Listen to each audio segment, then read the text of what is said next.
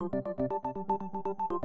new report published this week from the Centers for Disease Control and Prevention presents a dire warning to sexually active American men as cases of syphilis are on the rise. The CDC reports the sexually transmitted disease has made a comeback after nearly being eliminated at the turn of the century.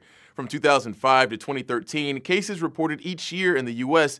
doubled from 8,724 to 16,663, and the annual rate increased from 2.9 to 5.3 cases per 100,000 people. According to Vox, men accounted for about 91.1% of all cases in 2013, according to the CDC.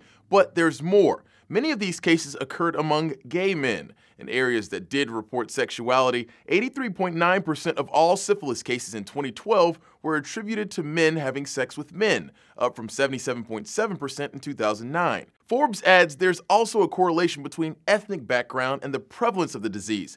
Black men were 5 times more likely to contract syphilis than white men, and black women were 13 times more at risk than white women. The CDC doesn't offer an explanation as to why the number of syphilis cases have jumped, but link the rise to risky sexual behaviors like sex with multiple or anonymous partners. The agency adds the increase in syphilis in men who have had sex with men is a major public health concern, particularly because syphilis and the behaviors associated with acquiring it increase the likelihood of acquiring and transmitting HIV. The CDC suggests syphilis prevention measures for men who have had sex with men needs to be strengthened throughout the U.S.